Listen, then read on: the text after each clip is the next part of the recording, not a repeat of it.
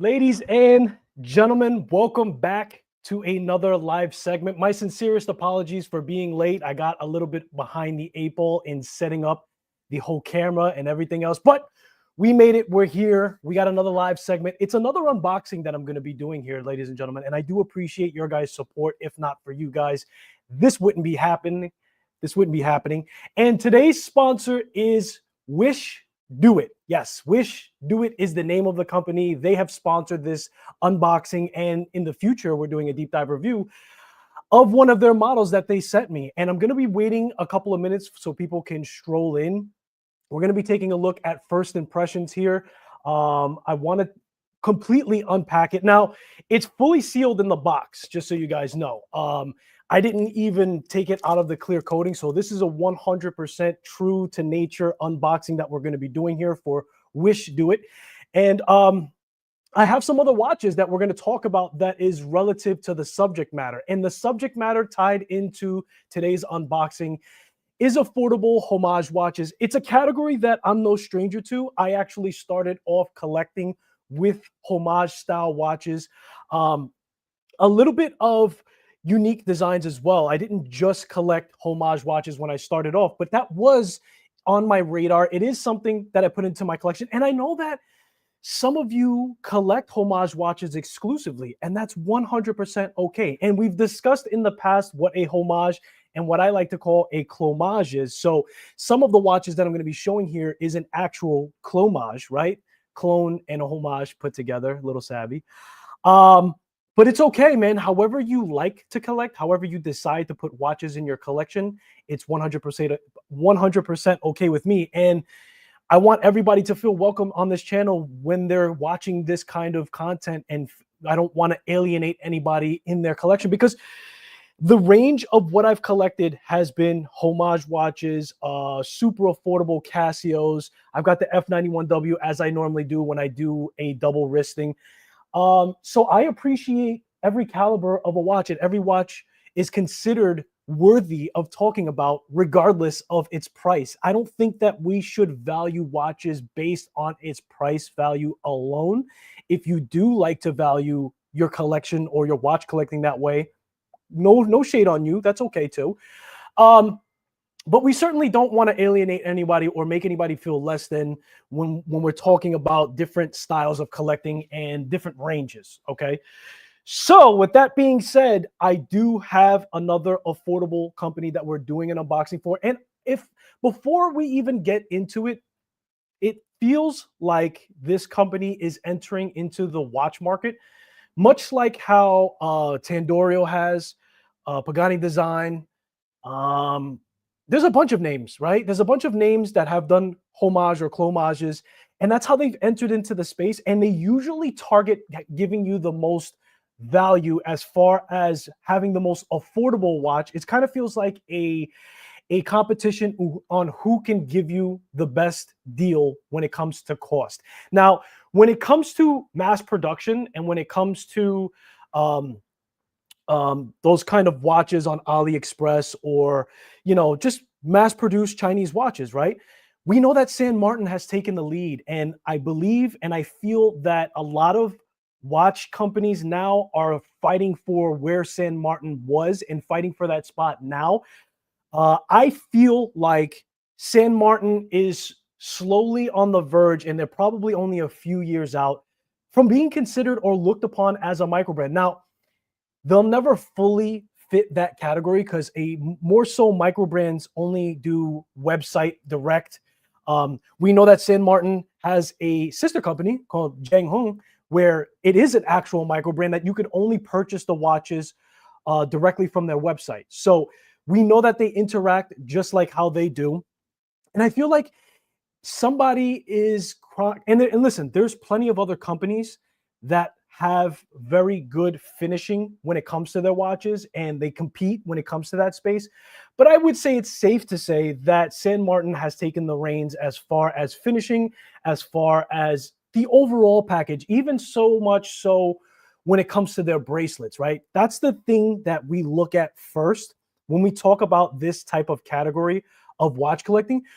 Looking at the bracelet tells a lot of signs of where companies usually save cost when it comes to this affordable rate and caliber altogether.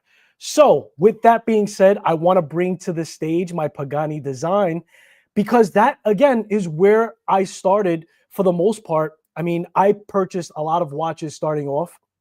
I'm sure if you're starting off your collection, you're within the same realm. But before we do that, let's do a wrist check. And on my wrist is a custom watch that I built to give that speedy type of feel. I was in the mood for that kind of speedy type of look, and I actually built this as a custom watch with my name on it. So let's click that chronograph away. So as the logo, I have Santana. Of course, we have that panda kind of look, and that is what I'm rocking today. Now, it's not Speedy Tuesday, but that's okay. But it just goes to show you how I don't mind clomages, and this is pretty much a clomage. This is a watch that I pretty much got parts from AliExpress and put together with the custom dial and everything else.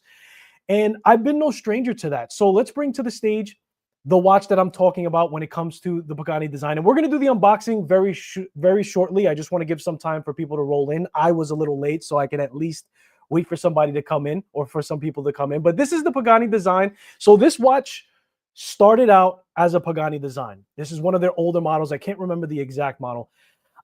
This actually had a date on it, and I don't care for the date. I'm glad that it didn't have the Cyclops, but eventually and soon after I purchased this watch, I had the idea to make this more of a custom. Smack Daddy, what's going on, brother? Welcome in.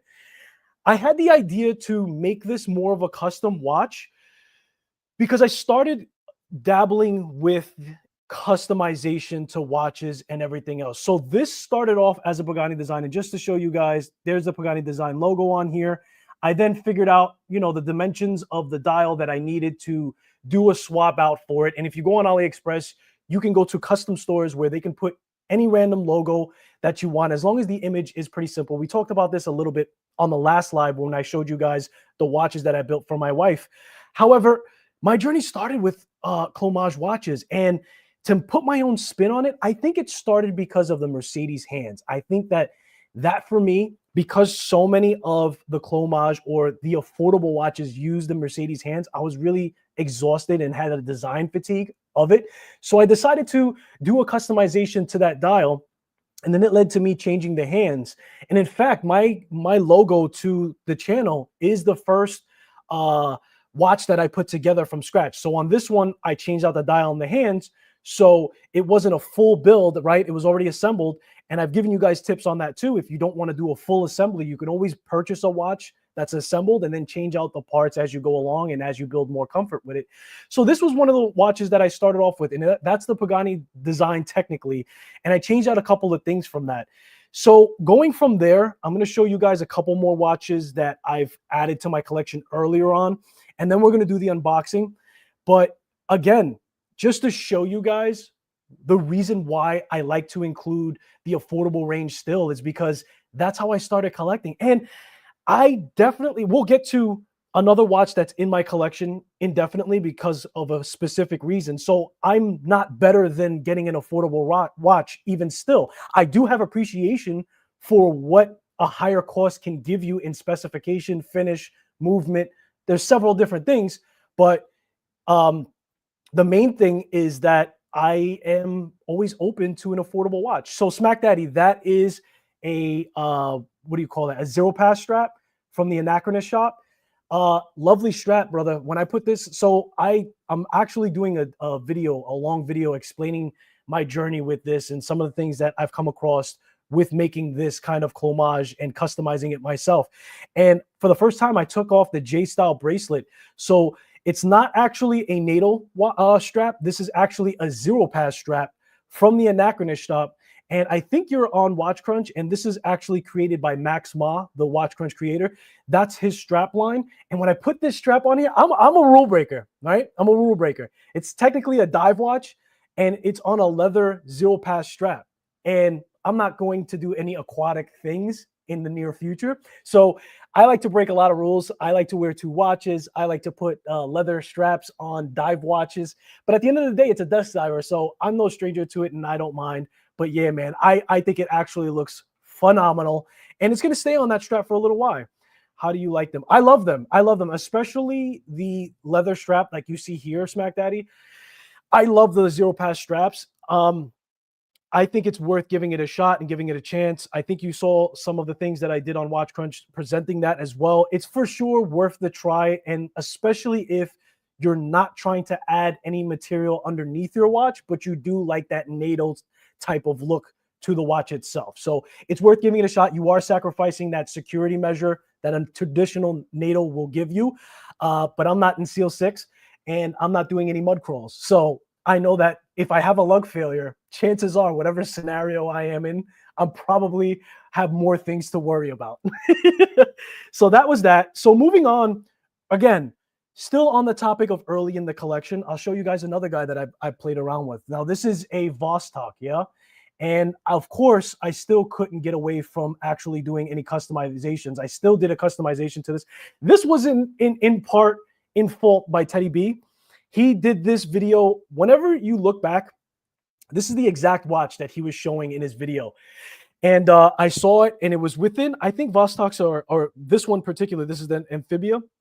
We're talking about a $50 to $70 range. It may be a little bit more nowadays, but still a very, very affordable price range. And a mechanical watch still, automatic watch still, diver, yes.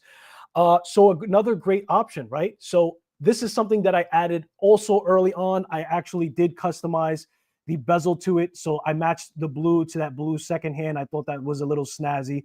So just so you know, finding a bezel change for the Vostok is a little difficult. So I actually went on eBay to find that bezel. So if you're interested, just type in Vostok Amphibia or whatever bezel. And it was a little costly. I want to say that this bezel was half the cost of the Vostok itself. So keep that in mind. But I don't mind paying half the cost of what the watch is to do a customization because it personalizes the watch. And for me, I find more value into that. So that's also something for you guys to take home with you. So that is the size on this one. I think this is a 36. As a matter of fact, I have my handy dandy caliber, sir, because the watch that we're unboxing, I do want to also measure. So as I have you and as I have the calibers, let's do a proper measure, shall we? So this is actually, no, I'm completely wrong. I said 36. No. This is more like a 39.6. So like basically a 40 millimeter on this one. So a nice size. I have that on a bunch strap. I just recently did that video for, what do you call it? Vario. So I think it looks snazzy. It gives it that kind of like vintage vibe on a bunch strap. And then they have the slimmer, single pass with the NATO strap as well. So I think that's, and again, this is a diver. It has no business being on a leather strap, but I'm not a diver and I'm not doing any aquatic activities. So I'm a rule breaker. Moving on. That was around, like I said, I want to say $60, $70. We have the Duro, man. We have the Duro, and we're seeing a lot of theme. We see a lot of customizations when we talk about my watches. Again, on a leather strap. Bad boy. But I guess right now I'm really digging. Hold on, let me try to get this settled. I guess right now I'm really digging. Just leave it. I'm digging the leather straps on a diver for some reason. And I don't know, man. It's just a mood. And I'm a big bracelet guy. I have been a big bracelet guy. And for the most part, that's what I've been doing on the watches. But for some reason, right now, when I put a diver on a leather strap, it feels naughty, but it feels good at the same time. So that's the Casio Duro. Now, I modified the bezel insert to ceramic, and I also modified the crystal to sapphire. So I think it originally comes, what's the other type? The non-sapphire, the one that's acrylic. But I actually modified this to be sapphire, and this actually has a blue AR coating on it as well. So again, I spent either the same amount of money or more money. This is $50, right? Still within the affordable range. A lot of my watches, again, I started off in the affordable range, and that's how I felt comfortable because I didn't understand watches yet. So I didn't want to purchase something expensive because that would be a bigger regret. And that's something that I also give to newer collectors as well. I say, hey, start off more affordable. I'm like, if you don't even know how a mechanical watch works yet, or if you don't understand a date change and all these other mechanics, even if you have to spend, and this is a real life example, somebody had like $700 to $1,000 for their first watch, and they were very concerned on their first choice because they didn't want to make the wrong move. I said, make a smaller move. Feel me? So I don't know if they took that advice. And at the end of the day, it's everybody's personal decision. But these are the decisions that I made very early on, and it was very affordable. And it's all going to tie into the watch that we're unboxing. So I do apologize, but I feel like I want to run through this first. So maybe we're going to push the unboxing off a little bit. So Casio Duro modified on a leather strap. Bad boy. That's 200 meters of water resistance. Yes. Yes. 200 meters of water resistance, $50. It's a quartz watch, right? We all know this. We all love this watch. I actually have a look back on this 3 years on the wrist that I'm working on as well. That and the Pagani design, because I want to also have a candid conversation of recorded material and my deep dive feels about it, looking back to it, because I still appreciate those watches. They're still in my collection, and they're still just as valuable, if not more, than when I started. Fair enough? So where do we go from here? From here, and this was around the same time actually as the Pagani design. I think that Duro was a little bit later. We have, of course, a watch that everybody knows. Now, I didn't go with the typical standard look. I think the typical standard one is a little bit more of a green dial, and the hands are definitely different. The second hand, the chronograph hand rather, is 100% different. But I wanted to go a little different route with the 1963. I wanted to get something that was not as common. I did get this on AliExpress, and it's not from C-Gold directly. However, if you understand the backstory to how Seagull commissions or allows other companies to make their movements, and therefore they end up making their own rendition, you're not going to be too far off. If you feel more comfortable getting it straight for them, it's going to be a lot more. I think it's around the $300 to $400 range for the actual 1963 from C-Gold. But if you go on AliExpress, now pay mind to the stores that you're shopping this at, because it is a super popular watch, and there are crappy models out there that are not even chronographs when you try to run the chronograph. So be careful. Make sure you get one that's a lot more population if you're going to go that route. If not, go straight from the store from C-Gold to put this on as well. This has an aviation. This has a lot of ties into aviation and the background as a pilot watch. So therefore, it was fitting to also put this on the bun strap. And it looks phenomenal, in my opinion. That reddish tone leather is kind of pulling from the star in the middle. Again, this was a little bit more than the other ones. Again, the Casio Duro, I think the Vostok was 70. The Casio Duro was 50. The Pagani design was around 100 and change. And again, we're going back a couple of years. So, you know, your mileage may vary if you're looking at these things now. But this one was also, I think it was around $150 on AliExpress. So that was also a nice put in. And again, it's mechanical, and it's a mechanical chronograph. For that price, you ain't gonna beat it. And that's the beauty of getting a Seagull movement, right? An ST, is that 2100 or 17? I think it's the 2100. I may be wrong. Next in line. Talking about Tandorio, we also have this Tandorio that I have in my collection now. This is like a Serica Clomage. It's staying in my collection. Now, I didn't purchase this watch. This was given to the channel to do a deep dive review. However, I'm not removing this from my collection. And some of the watches that I got from Tandorio, I have moved on from. I have given them away, and I'll explain where they went. They actually went to other content creators. I felt that, and look, I would love to do giveaways. I just felt like if I gave it to another content creator, and I believe I sent a couple of them to Father and Son Watch Talk, and he does watch reviews with his son, and I have like a soft spot for that. So I sent them the watch for them to hopefully do a review. It wasn't, you know, with any strings if they want to do the review, if they don't. However, I find it more useful if I sent it on to another content creator. This way, they could create videos for you guys, and you have more content and another creator doing a review video. Follow me? So this is the, now this has the PT 5000. That's the Swiss clone right inside of it, instead of it being the SW200. So I'm keeping this in my collection for that reason, because I want to see how that movement holds up and performs over time. I'm hoping that as it ages, it continues to perform decently well. It was running within a good amount of plus or minus, so I was very surprised. And that's a high beat movement, right? We're talking about 28,800 beats, 4 hertz, right? So still within the affordable range, though. I think that this one is 100 and change, 150, 160. somewhere around there. And again, Tandorio is another affordable watch that you guys can put into your collection. We've done a couple of reviews on them, and it is on par, and it is in my collection for that reason and everything else. So let me make sure I'm good on chat. All right, we are all still caught up. You guys are maxing and relaxing. So, so we can't continue without absolutely talking about who I think maybe is the king of the market in the affordable space right now. When it comes to AliExpress and it comes to brands, I think that it's fair to say that right now, San Martin is taking the lead. Now, they're no longer as affordable as some watch companies, right? They are a little bit more, but they've expanded out now to Miyota movements. They've expanded to SW200, PT5000. They run the gamut. And they do have a range, and sometimes, and in some watches, you can purchase something within 100 to 100. No, excuse me, not 100.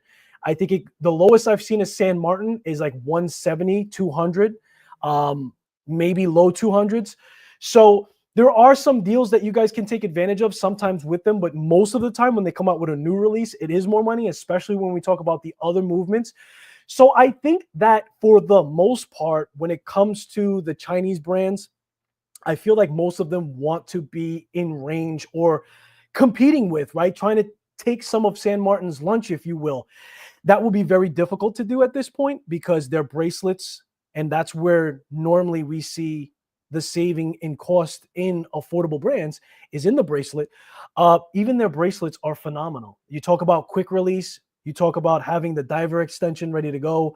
They usually articulate phenomenally. I have a mesh bracelet from them. It's absolutely really good.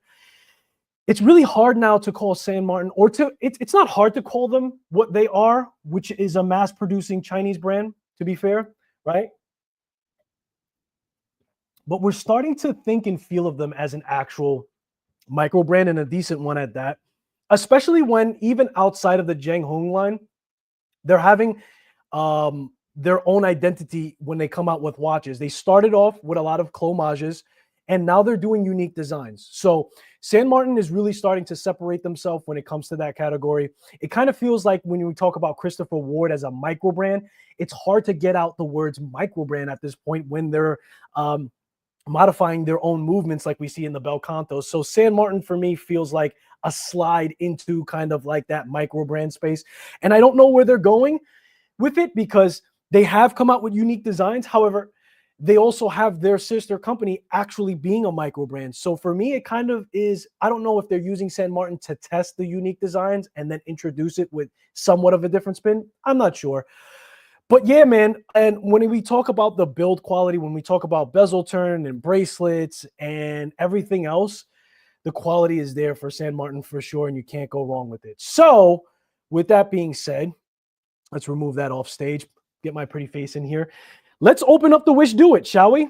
So WishDoit is the sponsor for today's video. I did not, as you guys can see, the plastic is fully secure on here. I didn't open this up at all. So this is a real deal, true unboxing. Most of the time I open up the box without anything being prior opened. I kind of was tempted to open this just so like that I can get the plastic off the watch itself, but I wanted to do a fresh box unboxing, if you will. I kind of valued that kind of feel for it. So let's see what we got here. So plastic is removed. That was probably really loud for you guys. I apologize. I realized how close the mic is. WishDoit. This brand kind of makes me feel like yelling it, no? Kind of like the Noctua when we go Noctua. This is like WishDoit, you know? The brand name, right? I guess we should address that first. I don't care. Personally, you guys see me do reviews for Zezimi, Tandorio. The names are out there. I think that what the focus is for these companies is just giving you as much value as they can for the smallest number.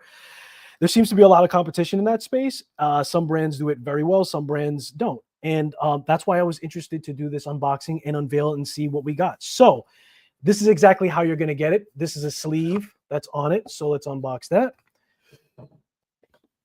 and see what we got going on. Okay, so let's put that to the side. Warranty card. Nobody's here for the warranty card.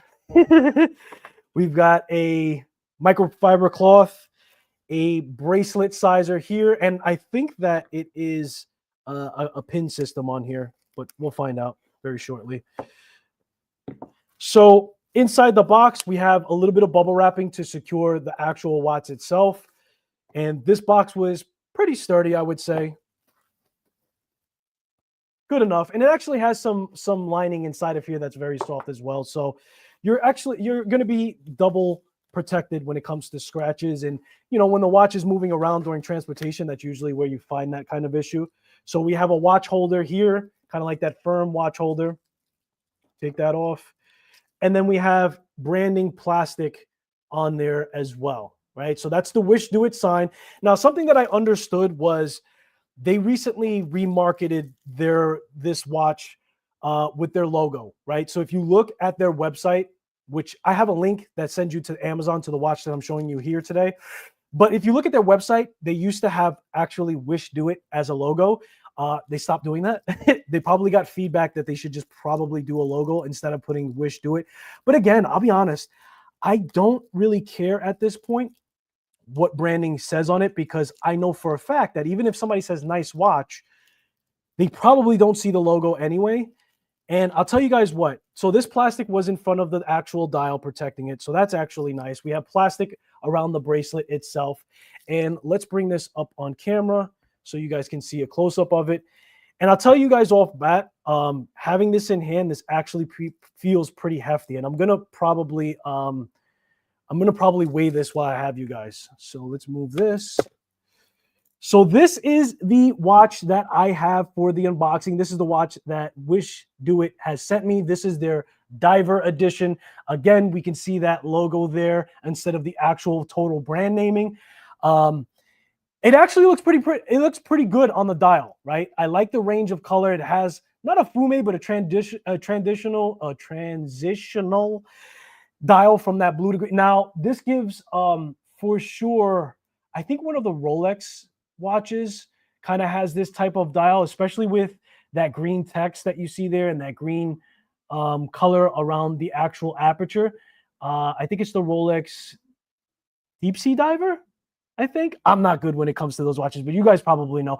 But definitely not a one-for-one clonage, or not a one-for-one clone for sure. It has a lot of presence on its own.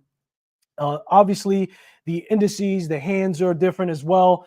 I could see the hour hand is segmented. And again, this is the first time I'm seeing this watch up close. Of course, I told them which watch I wanted, so I knew what I was getting. But this is the first time that I'm actually seeing the watch up close. So the hands are segmented on the hour hand. And they actually have a lot of fun colorways. We're going to actually look at their Amazon purchases to see the different colorways. But this is nice, man. This is a nice kind of transitional color. I like the green in the text. That gives it a little bit of a focal point, a little bit of a breakup.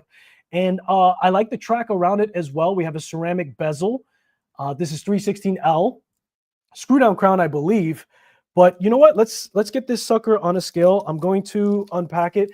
Let me know, guys, if there's anything specifically that you want to know about the watch as I try and remove this plastic as fast as I can.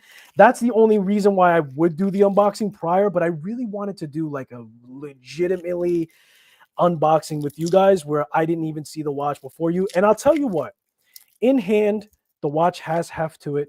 So it does feel substantial in the quality on the parts, at least in a weight aspect.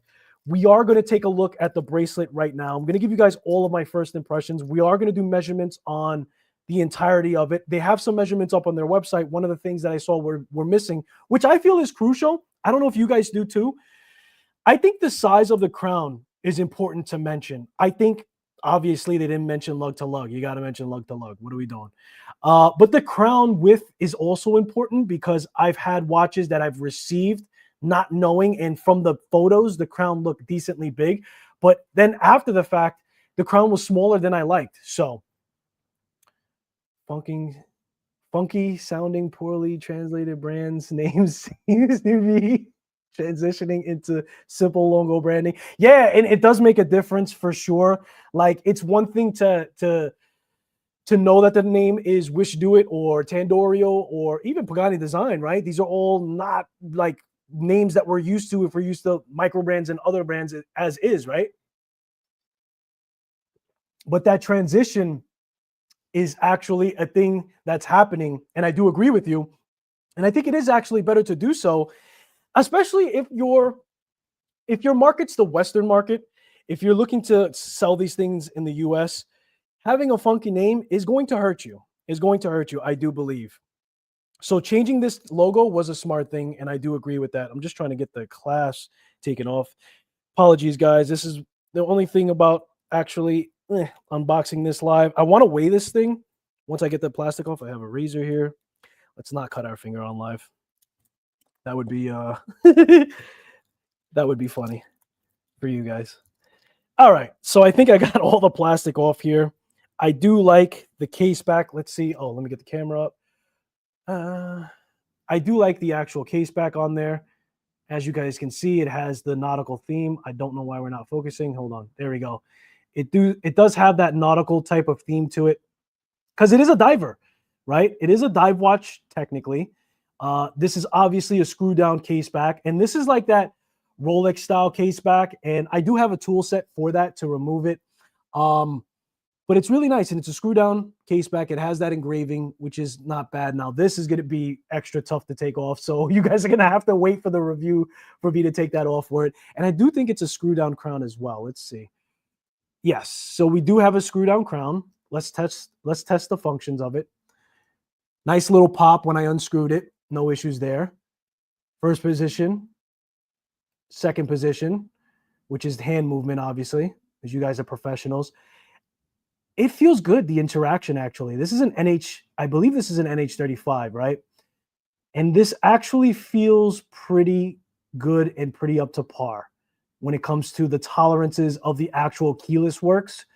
And that's something that, listen, you're not going to get a Swiss-made SW200 type of feel, right? But it still feels pretty good. Winding feels good as well. Normal winding. Let's test the bezel turn, right? The bezel turn. And we have the San Martin here for comparison, because I think that the San Martin has gotten the tolerance down to a science. I think this is the SN118G. And I really like the tolerances on this bezel. I feel like it's not too sticky. It rotates without having to do too much torque. The sound is very good and everything else. So let's test the actual sound on this bad boy. Hang on one second. Silence, please.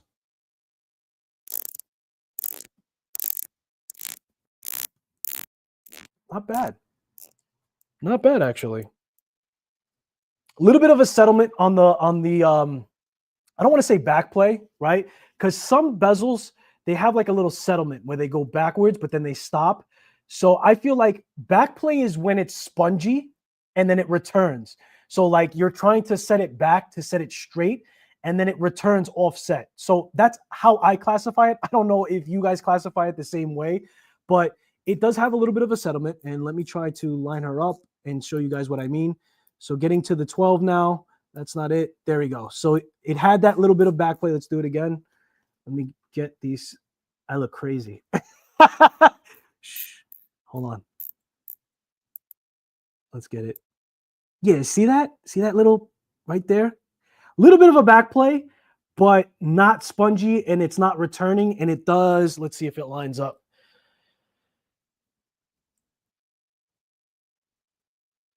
Lines up. Lines up very, very nice, right? And here's the deal. Like, does that mean that you're going to get it?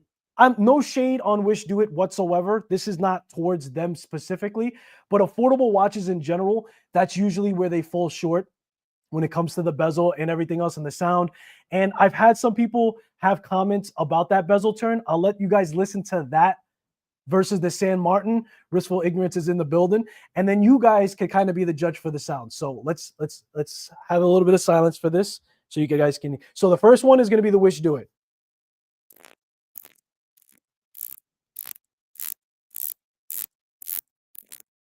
versus the San Martin.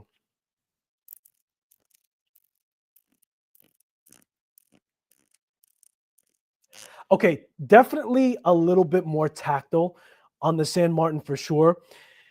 It has more of a clickier. I I always laugh when I try to explain the bezel sound.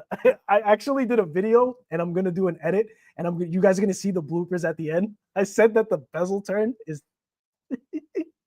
I said the bezel turn is tangy. That was on a completely different watch that I built, and I just started bursting out laughing. I was like, tangy, what the hell does that mean? What am I even trying to say? So a little bit more tactic, I would say, on the San Martin for sure, but even still, pretty good on the bezel for sure. And again, that's a ceramic bezel on there as well. Let's weigh it out. See how much it weighs. We'll take some measurements. We'll take a look at the website. I'll try to keep up with chat as I do all these things. So we have the scale here. 152, 153, 153 grams, fully linked. I have a little bit of plastic on there. I don't know if that matters. 153 grams, for sure. It's fussing with the 152, 153. So it has a decent heft to it. Now let's take a look at the bracelet. Let me make sure we're good on chat. Skylar, what's that chrono on the wrist? Oh, I showed this before, wristfold. This is actually the custom build that I did from AliExpress. I was in the mood to get that chronograph, or rather that speedy panda type of homage, clomage. We're on that topic, and I actually felt like wearing it. So that's what's on the wrist. And I actually have a build coming with Namoki mods as well for a chronograph. So I'm really excited about that. So the bracelet. Where do we start with the bracelet? I'll tell you what, the clasp. So we have branding on there with the WishDoit, which is nice. It is brushed, which is a very smart move, right? We know that this is the highest contact point for a bracelet, and that's going to receive the most scratches. This is nicely engraved. Nothing is polished. Also alludes to that toolish type of look. Very smart. So it has a safety clasp on here. Fold this back. We see a lot of these bracelets on AliExpress. I know this because I put this on a lot of my watches. I don't have them. Oh, as a matter of fact, hold on one second. On that, here we go.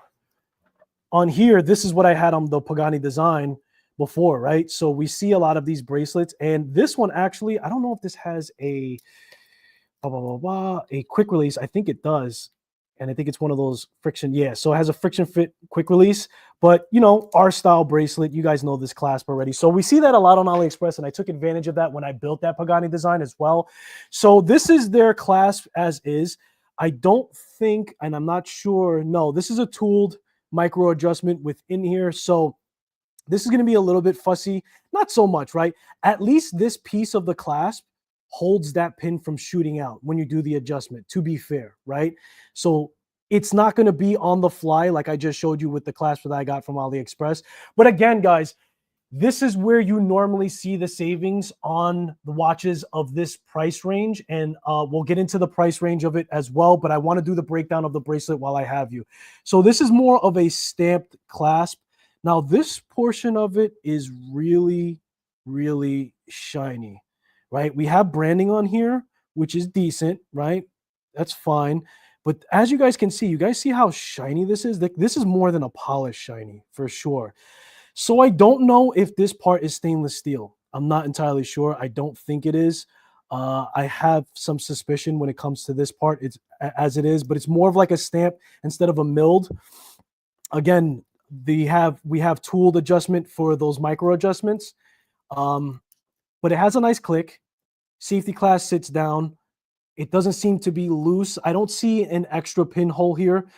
Like usually they have like a little bump out on here that secures this from opening up. However, I don't feel anything being like too loose where this is going to snag on your clothes and come up.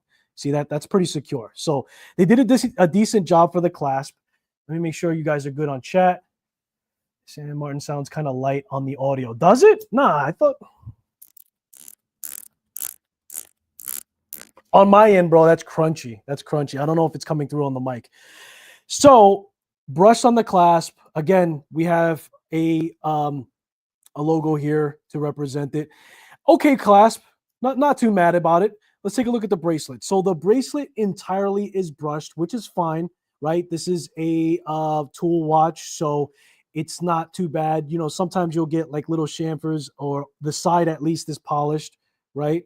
So we have polished sides here on here. And now I can kind of see these are, yeah, these are friction pins for sure. These are not screwed in. So these are going to be regular friction pins. The articulation is decent. The sides of them are not, the sides of the links are not sharp, right?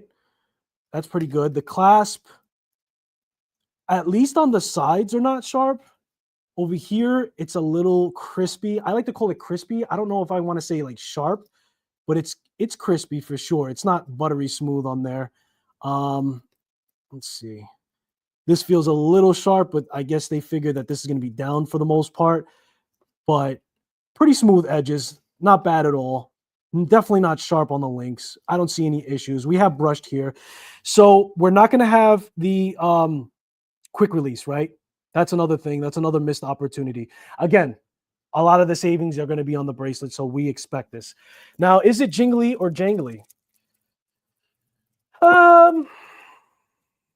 Definitely not as bad as, like, listen, I've had worse, but it has some jingle jangle to it for sure. For sure.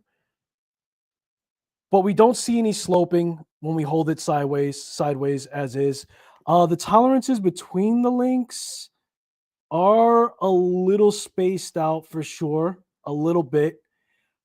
And let's see the tolerances for the actual, we have some spacing here, as you guys can see, so it's not entirely flush on this end. And there's also a missed opportunity here, right? Like this is going to add to the lug to lug. So I'm going to give you guys the dimensions fully here shortly, but this is a little bit of a missed opportunity as well. This is kind of going against the end of the lugs here.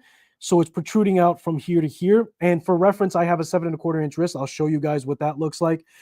The finishing, I can't tell you guys really from the naked eye. I can tell you, horizontal brushing, and it does have some polishing. This is like probably the only polishing on the watch, which is nice because it gives it a little bit more dimension when you have that kind of chamfered edge polish like that.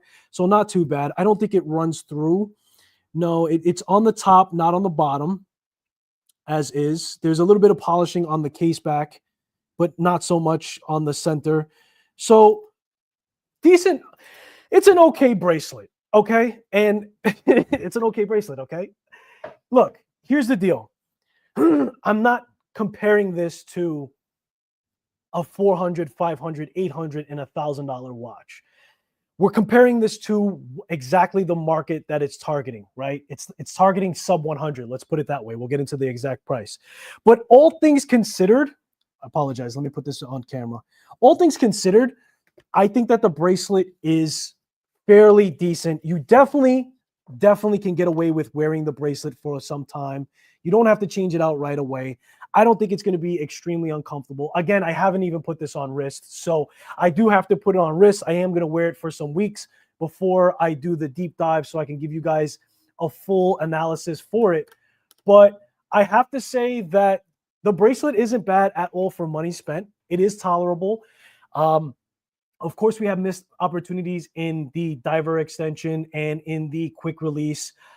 It is what it is. You can't expect the sun and the moon when you're paying sub $100.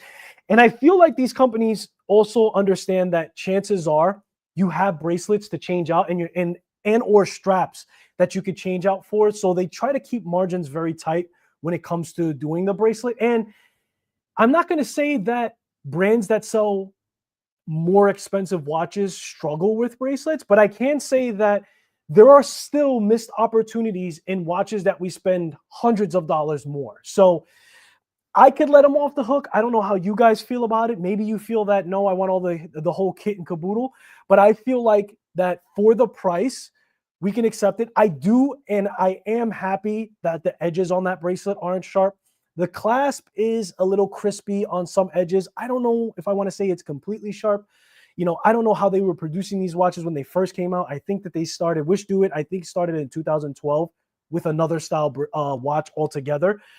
But all in all, I have to say that I am pretty impressed with the first look at this watch.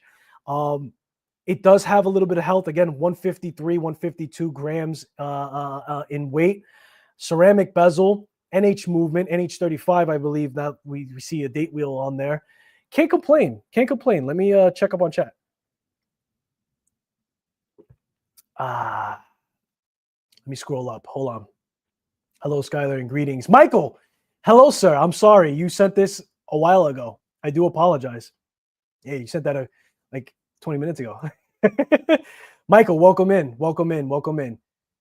Nice packaging. Yeah, the packaging was actually pretty nice. Listen, it's going to get the job done. And these watches are available on Amazon. So you're going to get the watch very quickly to make your purchase. That's going to be the next thing that I show you guys from it. I'm currently wearing my Seastern. How do you like the Seastern? That's also another affordable company, if I'm not mistaken, right, Michael? If I'm not mistaken. There's so many now. And most of them do a decent job for the category they're trying to fulfill, right? If you're looking for high complication and high finishing and everything else, and listen, it wouldn't be fair for me to just take this watch and tell you guys that the finishing is fair. I actually put on a jeweler's, what is it called? I'm only going to put it on if you guys say you want to see it, but I put on an actual jeweler visor because I have glasses and a loop ain't going to work for me. I actually have a jeweler visor to look really close. And I do that. When I do my reviews, I do look up close. I do inspect everything. I try to get the best I can get out of it. If you want to see me put the jeweler's visor on, say it on chat and I'll do it. But if not, then we're going to skip that portion. But yeah, man. Yeah, I'm not too shabby. Let me get, here we go. Let's clean the dial. Let's bring her back up. But yeah, I think Seastern is also very nice. It's awesome to have on wrist, brother. Affordable watches are amazing. They just give you the flexibility to own several different watches with different language design to put in your collection. I'm all for it, man. I'm not going to say I've gotten snobby, right? I definitely didn't get snobby. I got so excited about micro brands because for me, they are my luxury brands, right? For what they give me, I consider them to be luxury. Yeah. So I've gotten super excited about micro brands and they come with usually a higher price tag and they can give you stellar finishing, stellar movements. They can give you a lot of stuff within their watches. And that's the reason why I've done a lot of focus on them. But I'm always going to return to my roots. I'm always going to leave the channel open for these new companies coming out with more affordable watches because I can't forget where I came from. And I have a lot of fun with these affordable watches. They could be very, very fun. And you don't have to spend a lot of money. Maybe you're into like a vintage design language, right? But you don't get dressed up enough to justify spending hundreds of dollars on a watch. So there you go. That fulfills a need. And I think that it has a big opportunity in the market to do that. So Hi-Ho Silva, Lone Ranger's in the building. What's going on? Let me catch up on chat. Whoa, where am I at? Let me catch up on chat. Put the jeweler visor on. How did I know, bro, that out of everybody in chat, and you just came in, that you were going to be the one to say that? You really want to see me in a jeweler's visor, bro? Or are you just trolling a little bit, bro? I'm gonna need somebody else. Dave D, no disrespect, but I'm gonna need somebody else to say it in order for me to do it because use a slight troll. Yes, affordable, great loom. I'm happy with it. It gets plenty of wrist time. There you go. And here's the deal. I'm glad you said that because that sparked something for me. As time progresses, what we're seeing from these mass-produced Chinese brands, they're getting better. They're getting good. And they're and this is all my opinion. You could feel how you want to feel. I respect it. I feel like the Chinese brands and the mass productions are going to be putting more of a squeeze on the micro brands and independents. When we talk about, I don't have a micro brand here, but when we talk about San Martin, you can't tell me San Martin's not putting the squeeze. Matter of fact, there's other brands. I had to think about that. I don't want to put a name to it because I don't want to start no stuff. But San Martin gets compared to a lot of micro brands, right? So that in itself lets you know that I feel like the Chinese mass production watches are starting to put a squeeze and the expectations. When San Martin's giving you quick release, diver extension, fantastic finishing under a microscope, you can't come out as a micro brand with a watch that's less than par, right? It's going to be very difficult. There are other avenues where you could provide value and try to separate yourself. But when San Martin's giving you all that, and it's not only exclusively anymore to the Japanese NH35, because they're dabbling with Miyotas now, they're dabbling with PT5000. That's also Hong Kong. They're dabbling with SW200. They're putting the squeeze on micro brands, and I think in the next 3 to 5 years, we're going to see things get better and better. And one of the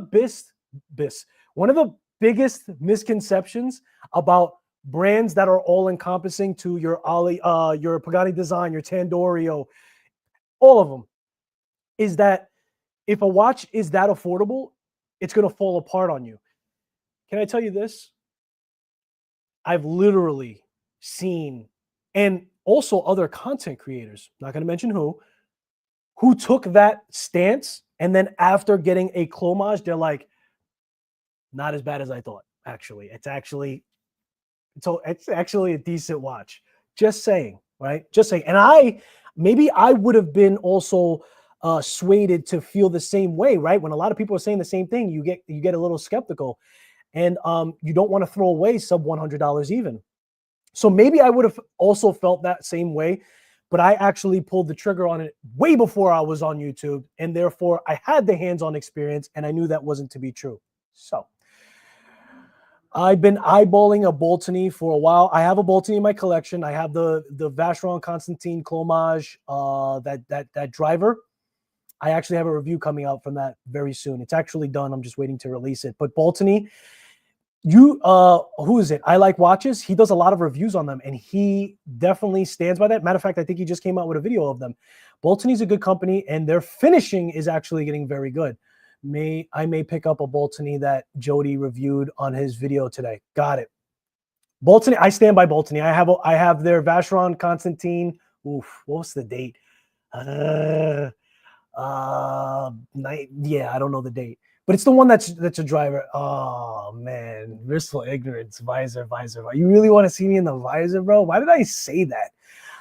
I like that bezel. I like it too, bro. I like it too. Yes, visor. All right, I'll put the visor on, bro. You guys are the worst. Big Mac. Be a trailblazer with them. All right. You gotta yell at me.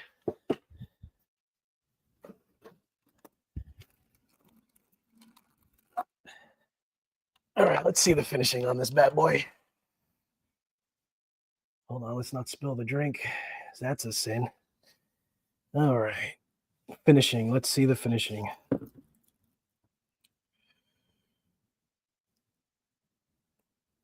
The finishing is actually pretty dang good. Not gonna lie. The polishing, of course, is mirror, but I feel like polishing is a little easier to get done. You know what I mean? Like, I've never seen a polishing where I'm like, the polishing is no good. Just saying. The brushing, the horizontal brushing that also slips into, maybe I should do this. No, I can't see it in the visor if I do. Sorry. The brushing is actually pretty good, man. It's actually really, really good. It's very, very, very, very decent for the price, especially. I mean, I also like to take, matter of fact, I need to get the Saint Martin and put the finishing up to it. And this is stuff that I'll definitely show you guys on close-ups when it comes to, the finishing is tight, boys. The finishing is tight. Not gonna lie. Guys, I'm looking at a San Martin now. Hang on, let's get in the light. Booyah. Yeah, the finishing is tight, boys. It's actually pretty good. And now that I have the visor on, I see a little bit of polishing on the bottom as well. A tiny bit on one side of the lugs. So we'll expose that a little bit more when we do the deep dive review, for sure. But yeah, man, the polishing, the brushing and the polishing is actually pretty good.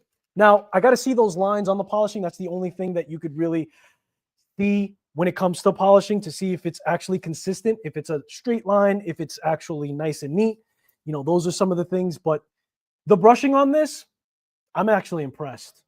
And we'll do some macro shots of it as well. Let's get the angle. Sorry for the glare, but This is like Ghetto Productions over here.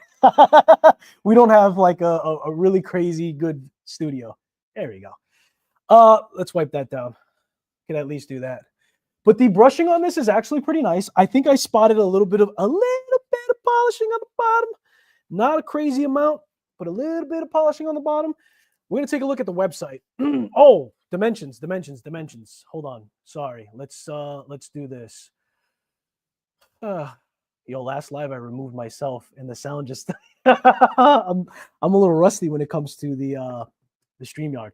All right, so for dimensions, let's take a look at the crown. And that's one thing, man. We have to not advocate. Yeah, advocate, I guess is the right word. But we have to take a stand on votes. I think the crown dimensions are very important as well. For sure. I think that should be stated on every website. I'm not going to show you guys because it's a little hard, but 6.3 millimeters on the crown. So plenty enough. I think even the smallest I would like to see a crown is probably a 5.5, I would say. Maybe I'm wrong, maybe a 6, but this is a 6.3. And I think that, yeah, I think a 5.5 on the crown would be the smallest that I would like to see it. Let's go against the thickness. Let's make sure we're zeroed out. Hold on. Let's check that crown again. Apologies, a little rusty. The crown, excuse me. The crown is 6.4. 6.4 millimeters in crown width. Perfect size. No issues. You're gonna have no issues gripping that crown. Thickness, we have a 12.3 thickness, and I am including the crystal. I don't understand the measurements when they're like without the crystal. I'm like, but you need the crystal. The crystal's on there. What do you mean without the crystal? That counts. Well, you know, I just don't understand that. Width-wise, we have 40 millimeters, 39.9, so 40 millimeters, let's call it. And with the width, you can measure the case. I measure the bezel because I'm like, that's the most protrusion for the width. So what do I care about the case that's underneath it that's hiding behind the bezel, right? So I measure the actual bezel itself, with the bezel, I should say. 39.9 on the button, 40 millimeters. Let's get that lug to lug because that is not actually mentioned. Let me see what you guys are saying on chat. You guys saw the visor. Oh boy. Here we go. Hold on.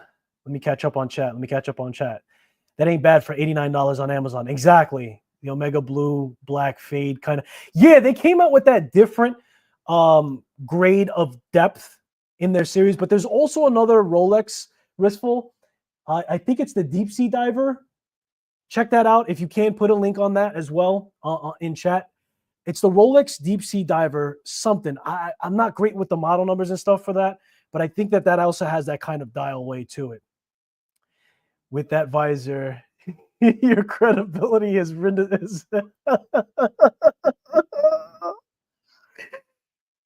that visor, your credibility has risen tremendously. I love it. That's hilarious, bro. I need one of those for battery changes and tiny. Yeah, bro, it's super helpful. It's super bona fide watchmaker now. Yeah, exactly. Where did I even put that thing? I don't even remember where I put it down. I blanked out just now. Wait a minute. Where did I put the visor, boys? Where did I put the visor? Eesh, somewhere. Oh, let's put it over here. All right. New in your channel, I paid $62 in AliExpress for the mint green. Yeah, you know, here's the deal. I'm going to be completely transparent with you guys now, as I always am, but I like to give you guys everything. So when I contacted the company, I contacted them to do a review of this watch. I was interested. I'm starting to see a lot of reviews on it, and it's within my wheelhouse because I do affordable watches. It's where I started. I'll always include it, and it'll always be a range on this channel. They asked me to put the Amazon link, but you said it, not me. They're on AliExpress. I think that I saw it. Check more recently, but I think that I saw it on AliExpress for almost the same price. But I know that originally when they first came out, they were a lot more affordable than even those two prices. So I don't know if within that transition, they made better upgrades since then. But yes, the cost has gone up. Hi, beautiful. The wife came home. The wife is home. The boss is home. I know you can't do all streams in the car, but I slightly miss them. So now that you said that, Michael, I have a live that I'm doing with the famous Trap Vision 3D, Mr. Travis Wiley, aka It All Started with a Watch, aka went from Invicta to now shutting down the show when it comes to micro brands. So tomorrow, if you go on his channel, I believe we're going on at 11 a.m. We're doing a live together, and I'll be in my car for that. So if you really miss the car type of vibe, then stay tuned. I know I read that. Jose, that's dope. Okay, so we have to get closed out really soon here. I do want to check more measurements. Oh, the most important measurement to this watch that I didn't see on AliExpress or Amazon. And what's strange is that this watch, I went to the WishDoit website. This watch in particular, correct me if I'm wrong, I didn't see it directly on their website. Very strange. However, they are on Amazon and they are on AliExpress. Now let's take a look at the lug to lug. So there is a bit of a difference, yeah, because this also has those male end links. And I think that that's probably more important as a lug to lug, but I want to try to give you guys both because you might change out the bracelet and that might not be an issue for you. But the lug to lug with the male end links is going to be, I think, tremendous. Tremendous. Yeah, we're talking about 53.6 lug to lug with the male end links. Now, hold on. That has a slight curvature to it, right? So it's 53 starting at the bend, which matters because a 53 straight lug with a 53 curve lug is completely a different conversation. So let's put that on my wrist and see if I could bring up that camera again so you guys can get a feel for what it looks like on a 7¼ inch wrist, which is what I have. Right? So we can be fair and up to par. I don't know what size wrist you are, but at least you get some kind of reference. And again, guys, we're going to do a deep dive review. This is just the unboxing, but I like to cover a lot even when it comes to the unboxing itself. So let's bring that camera back up to stage. And I don't have this sized, obviously, but I'll pull this back a little bit so you guys can get the feel and idea for it. So here it is on my 7¼ inch wrist all together. And again, you see how that curve comes down when it comes to the end of those lugs, of course, but even at that male end link towards the center, where you see that this portion here, this is not going to bend. I know I have a jacked up thumb. I hurt myself. Calm down. So this portion here is a male end link. So that's going to matter if you have like a 6½ inch wrist. That might be a little bit of an overhang. And I don't think, for the most part, I think most people don't like that. But this is a 7¼ inch wrist. It's not actually sized. So you have to mind that. And this is with the thickness and everything else. So not so bad. Look, it has an NH35. So we are used to seeing some kind of thickness for that. I think that I said that this is what, a 12, what did I say for the thickness? Let's take a look. Hang on. Let me catch up on chat. Amazon link. Everybody, the wife, aka the boss, aka Miss Queen, aka Teacher of the Year, says hello. Yep, you're welcome, beautiful. Let's check the thickness again. That's what I was trying to do. Yeah, 12.3. 12.3 thickness. Lug to lug. Now, let's do the lug to lug, measuring it from the lug to lug, right? Because that was measuring it from where the bracelet ends. And again, it has a curve, and so do the lugs, technically.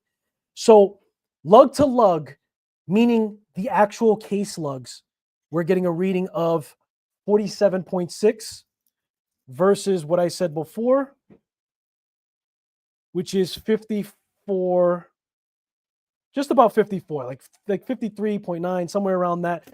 So mind that. I think that the only time that would be a thing is if you have a 6½ inch wrist and you don't like the way that looks, right? That matters too, because technically speaking, you can wear a watch at whatever size and whatever size wrist you have, to be fair, because it's your watch and it's your wrist.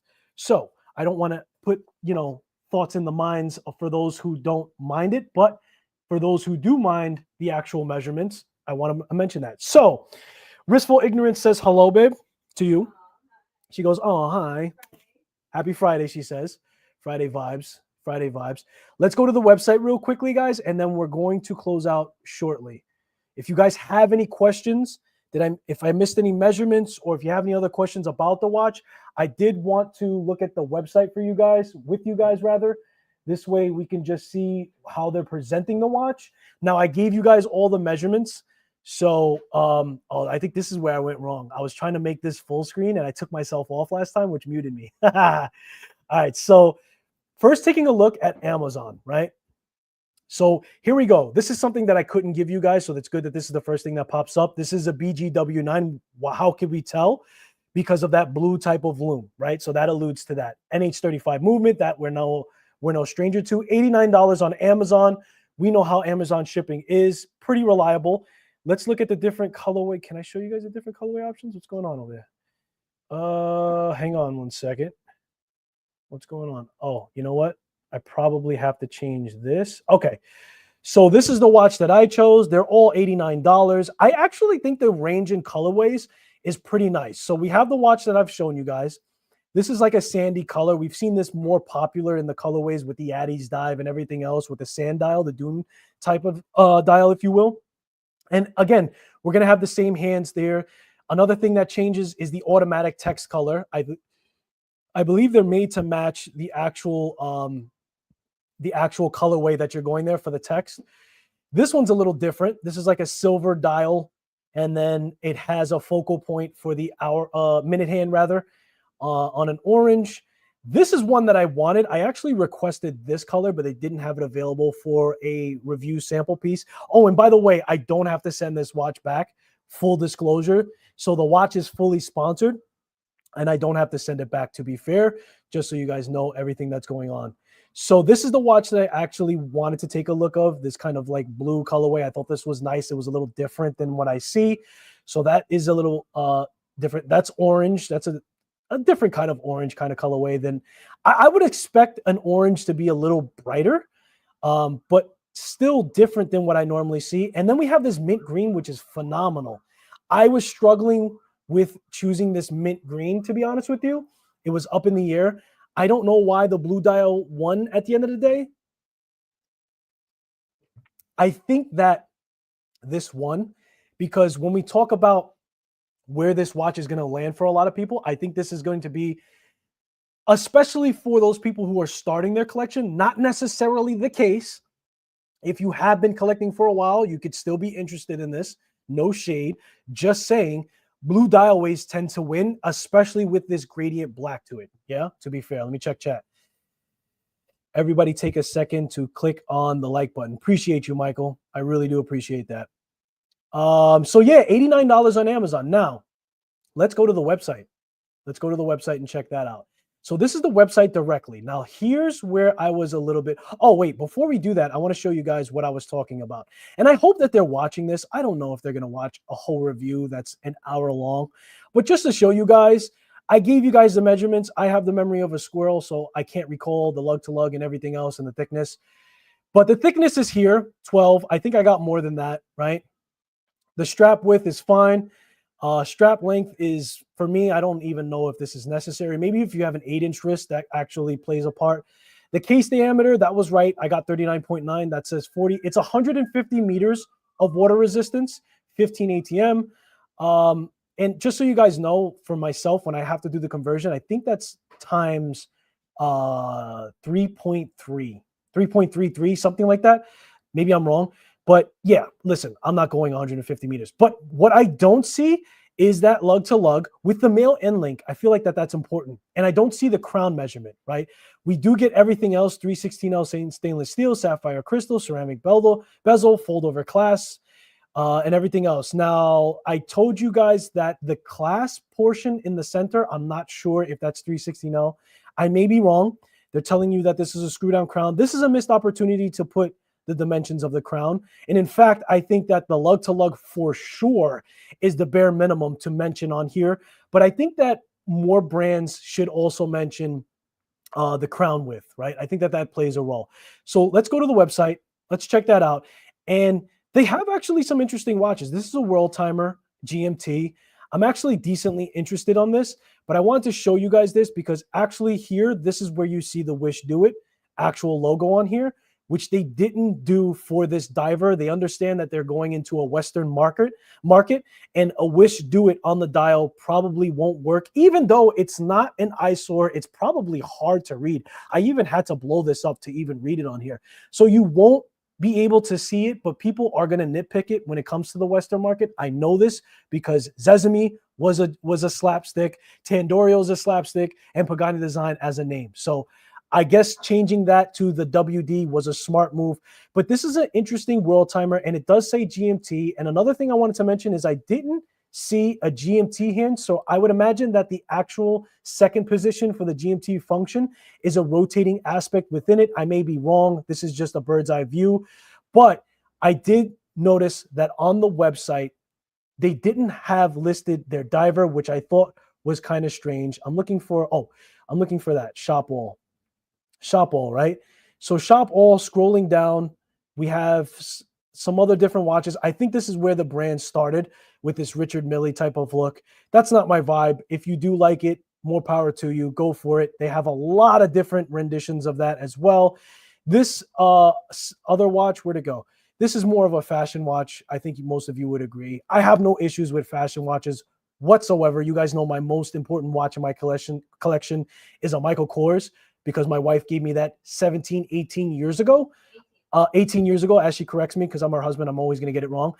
18 years ago, I had a fashion brand watch, Michael Kors. If, God forbid, the apartment was on fire, that's the one watch that I'm going to try to save. So I have no shade on fashion watches. They have the rhinestones here and everything else.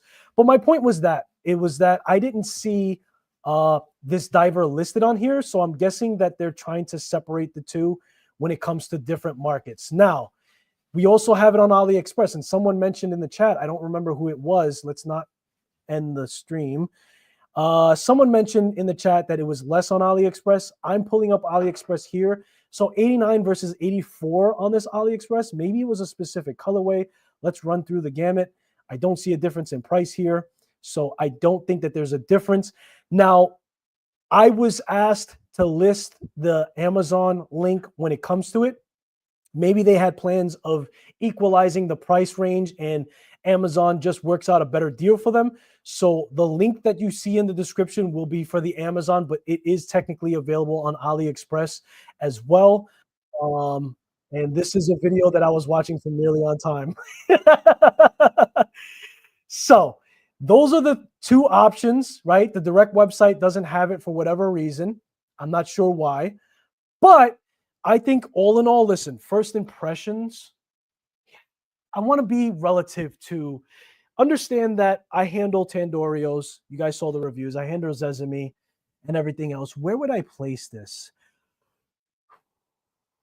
First impressions, I would place this with maybe Pagani Design. I think that Pagani Design maybe has, at this point, a better bracelet for sure. But I would say that it's pretty close. I haven't bought a Pagani Design, to be fair. The last one I bought was years ago. So maybe I'm dead wrong, because I do know that these brands are progressing. This brand has been out since 2012. I think that this diver's been out for a year.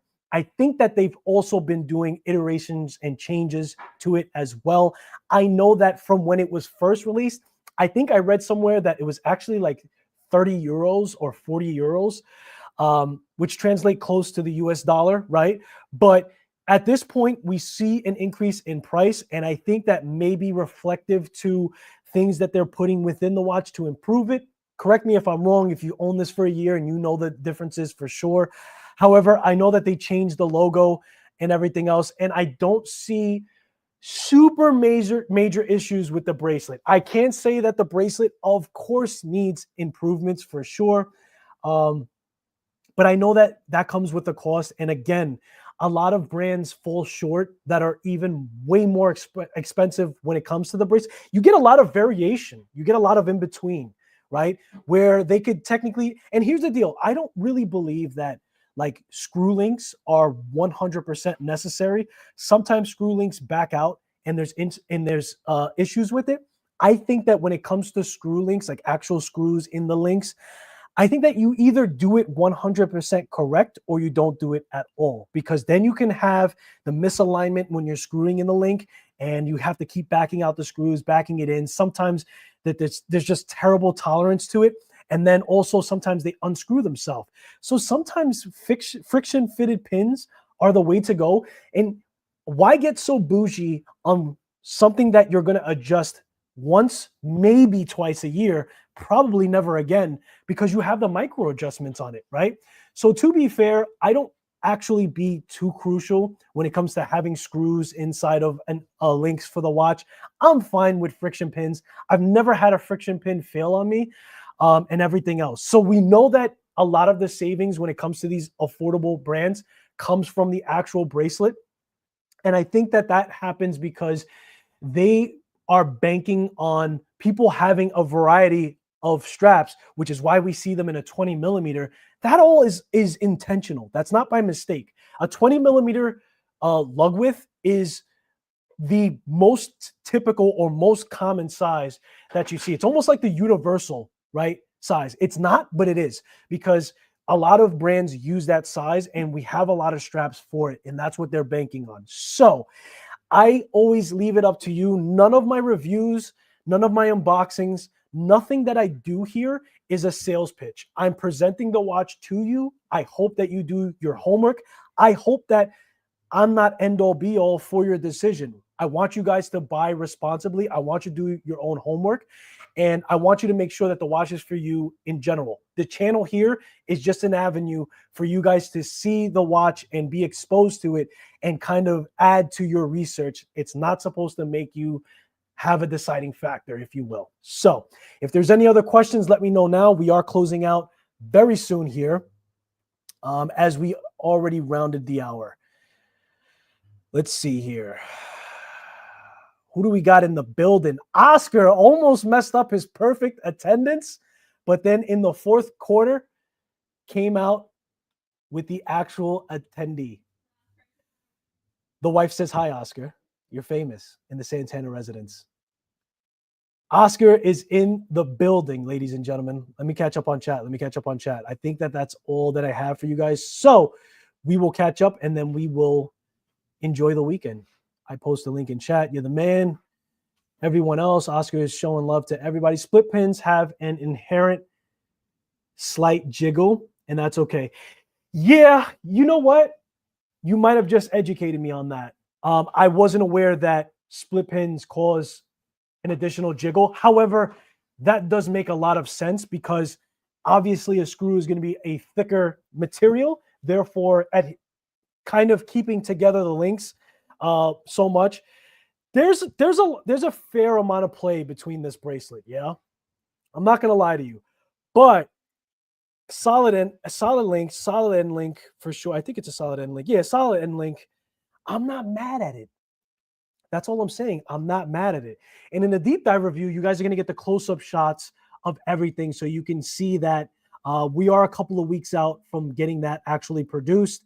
I do like to wear the watch and get an actual feel for it. Just unboxing it and looking at it is not enough. You have to wear the watch. You have to, because I've come across things that when I actually wore the watch for a couple of weeks, I noticed things not only physically and functionally, but aesthetically as well. So I like to wear the watch. Of course, I haven't even tested the date wheel here. The crown function was phenomenal. It has a pop once it's released. It's a screw down crown. It has a nice pop, which is important. It goes to position 1. It goes to position 2. I'll round this all the way around just to make sure the date wheel changes. The date wheel changes. Let's do it again because I want to see when that date wheel changes. Now, here's the deal with the date wheel. I'm okay personally, and I don't know about you. Now, if I'm buying a $5,000 watch, I want it to change at 12 o'clock. You know what I mean? Affordable watches, I give them plus or minus 5 minutes, to be fair. So 11:55 to 12:05 is fine on a date change. I'm going to change this slowly to see where that changes for itself. And you know what? Let's get it on camera. Let's get it on camera to be fair. Hold on one second. Bow. And let's remove this. Let's make this bigger. Here we go. Okay, so we are at, what is this? Not 11:55, but 11:54, right? Hang on. You see the date there? So let's slowly turn that sucker. Okay, so there you go. There's your 5-minute tolerance. That changed, I want to say 30 seconds into 11:55. That's fair enough for me. That means the hands were intentionally aligned at the 12 o'clock. It's extremely hard, and I've tried my best to get it changed at the actual 12 o'clock. But to be honest with you, again, NH35, fantastic movement, super robust. The tolerance between the gears and the keyless works are not as good as Swiss, period. Which is why you get a sandier, smoother wind when you do it on a actual Swiss movement, right?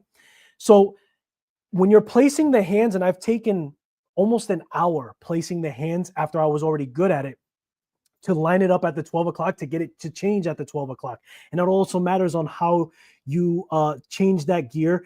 And you also cannot manipulate that crown at all when you're placing the hands, because if you put the movement down and the hand gets turned a little bit and you don't realize it when you're placing the hands, I'm giving you guys all this just so like that you can understand where my thought process is when it comes to that tolerance at changing at the 12. So it is actually a skill, and it does matter, and also the quality of movement matters. So in the case of an NH, whether it's the NH38, NH35, NH36, doesn't matter, NH34, I think it's fair for it to be plus or minus 5 minutes, as is very difficult to get it exactly on the 12. And that's what we saw here, and all the other interactions work very well. Just saying. All right, ladies and gentlemen, that is pretty much what I have. Let's take a look at the chat, and then I'm going to close out for sure. My wife says I said that 10 times. Love the dark blue. I love that, actually. That's the reason why I chose it, and I think that the mint green is different. I think they have a fair range of colors. I'm excited to see what the next watch is, and I actually, again, we saw the website. I like the world timer that they have. If they're interested in me presenting that watch as well, I will. Because I was an NH34, and I didn't see a GMT hand present in that. And therefore, I haven't confirmed this. I think that the actual complication is going to interact with the bezel, not the bezel, the chapter ring. I love the, okay, I like standard evening, what? Evening numbers lugs are a must. Yes. So what you're saying, okay, even number lugs are a must. Yeah, I don't like 21. Like Orient, I forgive Orient Bambino because it's the Bambino. You know what I mean? But when you do 21, it's like, what are we doing? I don't have straps for that. 20, 22, 18. Don't give me any odd numbers. That's weird. Yes, you did make it, Oscar. Yes, you did. Perfect attendance still. I'm actually paying attention to that for you now, bro, because you're always there. I do appreciate you. Thank you. Very nice info. Absolutely, Jose. My pleasure. My pleasure to give you all the information. If you're watching this on the playback and you have any questions that I didn't cover here on this live, please let me know. Leave that as a comment and I will answer them. And again, we are going to also do a deep dive review. Have you seen the H2O watch brand? I have not, Oscar. I believe you're on Watch Crunch. Send me the link for that watch. I would love to check it out and gain some knowledge. H2O watches? Haven't even heard of it. Ladies and gentlemen,